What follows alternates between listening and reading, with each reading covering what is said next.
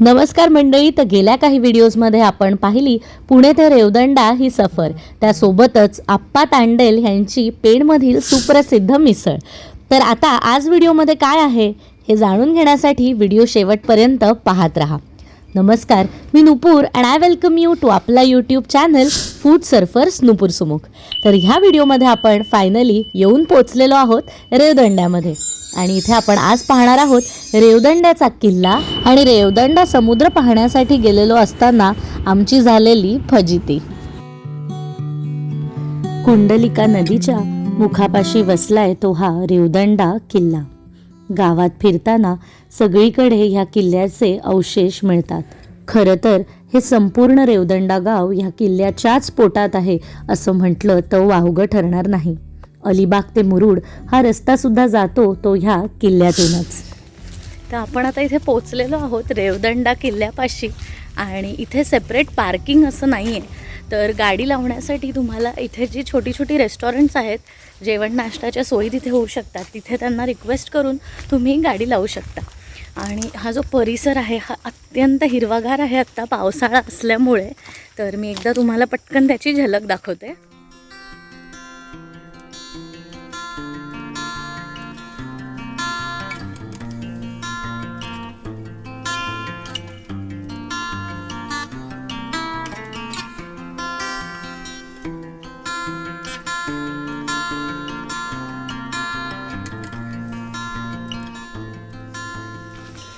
इथे आल्यावर गोव्याच्या ट्रॉपिकल फॉरेस्टची आठवण आली.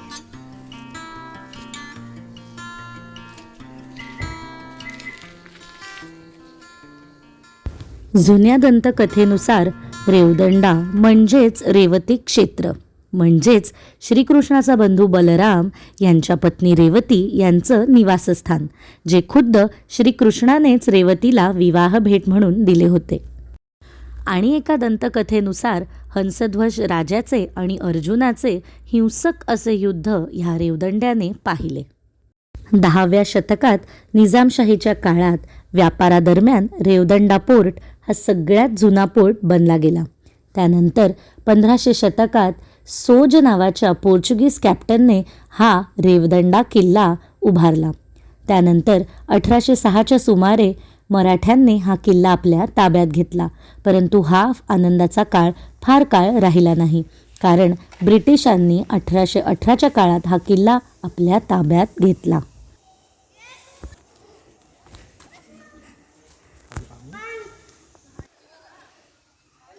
किल्ल्याच्या आत गेल्यावर दिसतात ते हे बुरुज आणि तटबंदी. तसं आतमध्ये पाहण्यासारखं काहीच नाही. राहिलेत ते फक्त ह्या किल्ल्याचे अवशेष. पण हे पाहून त्या काळात इथे काय इतिहास घडला असेल ह्याची क्युरिओसिटी मात्र नक्कीच उत्पन्न होते.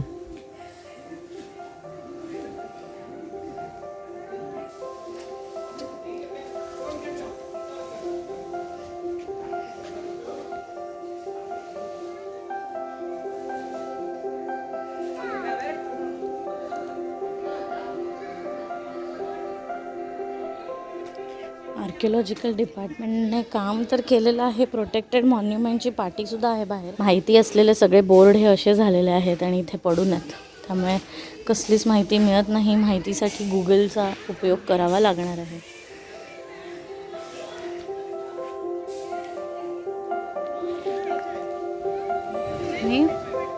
किल्ल्याच्या अवशेषांसोबतच इथे पाहायला मिळतात त्या ह्या तोफा, आणि या तोफांवर नंबरिंग केलेलं आहे.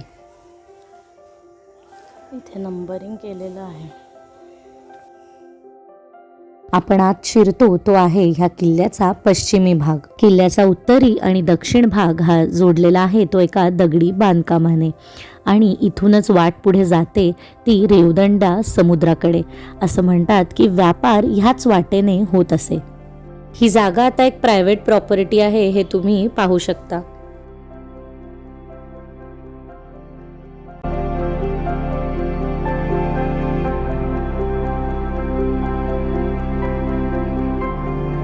किल्ला तर आपला आता बघून झालेला आहे. आता आपण जाऊया रेवदंडा समुद्रावर. तर आणि हां, जर का तुम्ही अलिबाग किंवा रेवदंडा साईडला आत्ता आलात ह्या सीझनमध्ये पावसाळ्याच्या, तर वॉटर स्पोर्ट्ससाठी आत्ता स्लॅक आहे. त्यामुळे आत्ता सीझन नसल्या कारणाने इथे आता वॉटर स्पोर्ट ॲक्टिव्हिटीज बंद असतील आणि हायटाईडची वेळ झालेली आत्ता असं एका लोकल काकांकडून आम्हाला कळलं. त्यामुळे ह्या सीझनमध्ये तुम्ही हायटाईड लो टाईडचा अभ्यास करून मगच इकडे वॉटर स्पोर्ट्ससाठी कन्सिडर करा येणं. आणि अदरवाईज नुसतं बीचवरती जाऊन पाय भिजवण्यापुरतं तुम्ही कधीही येऊ शकता. तर let's go now and explore Revdanda beach. तर आता बेसिकली पावसाळा गेलेला आहे आणि हा व्हिडिओ टाकायला मला थोडा उशीर झालेला असल्यामुळे पावसाळ्याच्या दिवसातली माहिती मी ह्या व्हिडिओमध्ये दिलेली आहे. पण आता थंडी चालू झालेली असल्यामुळे मला वाटत नाही काही त्रास तुम्हाला वॉटर स्पोर्ट्ससाठी येईल. किती गर्दी छोटे छोटेसे बहुत आहे का अंदाज?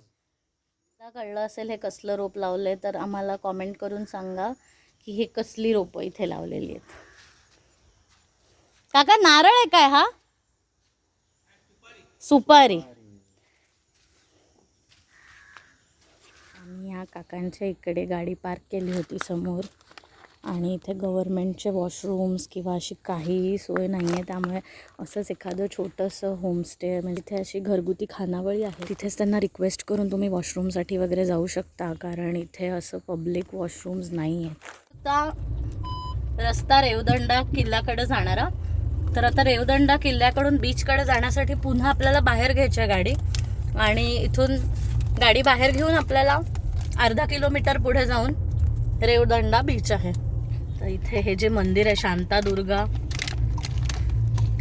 वाळुकेश्वर महाराज मंदिराकडनं आपल्याला पुन्हा जिथून आपण आलो बेसिकली त्याच रस्त्याला आपल्याला लागायचं आणि अर्धा किलोमीटर पुढे जाऊन लेफ्ट घ्यायचा आहे. तिथे बीच आपला लागेल आपल्याला. तर let's go to Revdanda beach.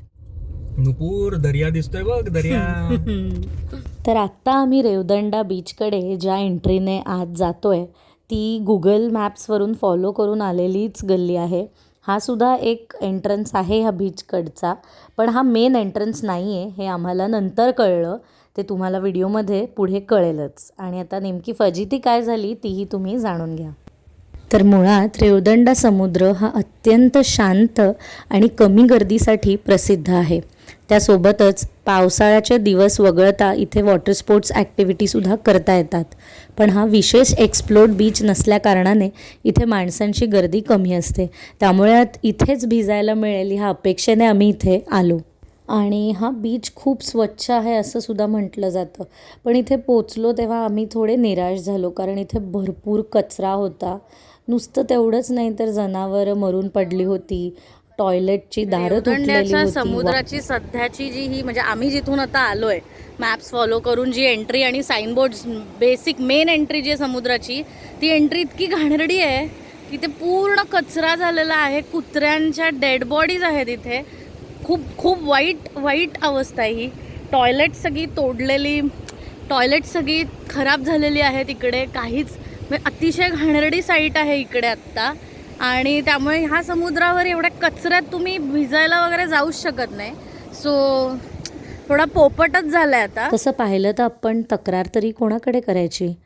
ह्या बीचवरची अर्थात या समुद्राची साफसफाई फक्त गव्हर्मेंटच्या हातात आहे का? म्हणजे सफाई कामगार आहेत आणि ते कचरा उचलणार आहेत म्हणून आपण कचरा करत जायचा का जिथे जातो तिथे? तर बिलकुल नाही. तुम्ही जे काही प्लॅस्टिकच्या पिशव्या वगैरे तुमच्यासोबत असतात त्याचा जर तुम्ही डिस्पोजलची जबाबदारी घेतली स्वतःपुरती तरीसुद्धा खूप मदत होऊ शकते. पण आपल्याकडे लोकांना ते कळत नाही. खूप सुंदर जागा आहेत आपल्या महाराष्ट्रात, पण खूप कचरा करतात लोक आणि ह्या गोष्टीची खूप खंत वाटते. आणि आज हा इतका सुंदर समुद्र आहे, इथे काही गर्दी नाही आहे, इतका शांत सुंदर समुद्र आहे हा. पण केवळ इथे एवढी घाण झालेली असल्या कारणाने त्याच्या पाण्यात जायची इच्छा इथे अजिबात पाहून होत नाही. आणि ही खंत या व्हिडिओतनं मला आज मांडावीशी वाटली. आणि ह्याबद्दलचे तुमचे विचारसुद्धा कॉमेंटमध्ये नक्की मांडा. भेटल्या आम्हाला निघता आणि त्या असं म्हणाल्या की ही वन ऑफ दी एंट्रीज आहे ह्या बीचची. तर अशा टोटल 3 एंट्रीज आहेत ह्या बीचमध्ये जाण्यासाठी, बीचवर जाण्यासाठी. पण आणि एक जी एंट्री आहे ती एका गार्डनच्या इथून जाते, त्यामुळे ती गार्डन एंट्री आहे ती जास्त चांगली आहे असं त्यांचं मत होतं. पण मोस्टली नागाव बीच किंवा अलिबाग बीच किंवा किहीम बीचकडे जाऊ. आणि ह्यानंतर व्हिडिओत सांगितल्याप्रमाणे आम्ही नागाव समुद्रावर गेलो. तिथे केलेली गंमत जम्मत आणि त्यानंतर एक ऑथेंटिक फिश थाळी आम्ही खाल्ली होती. हे सर्व तुम्ही पुणे ते रेवदंडा ह्या व्हिडिओमध्ये तुम्ही ऑलरेडी पाहिलेलं आहे आणि नसेल पाहिला तो व्हिडिओ तर नक्की पहा. तर एक एक्सपिरियन्स जो मला रेवदंडा किल्ल्यावर जे मला इथे आल्यावर जाणवलं ते तुमच्यासोबत शेअर करायचं आहे.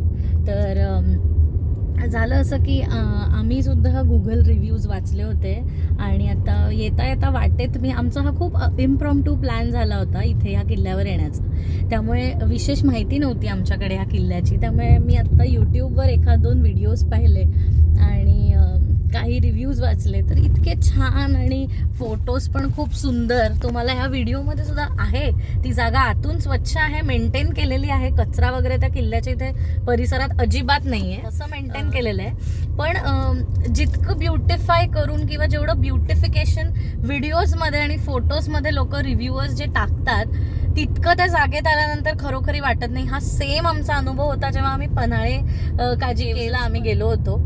दापोलीच्या आमचे व्लॉग्स जर तुम्ही पाहिले नसतील तर बघा. त्यामध्ये आम्ही तिकडचा एक सेपरेट व्लॉग बनवलेला आहे त्या केव्जवरती. तर तिथे सुद्धा असाच एक्सपिरियन्स आलेला की काही व्हिडिओजमध्ये ते इतकं सुंदर वर्णन आणि इतकं सुंदर फोटोग्राफी त्यांनी केली होती. ते बघून आम्ही तिथे गेलो, पण तिथे गेल्यावरती त्या एनर्जीज एकदम डेड होत्या.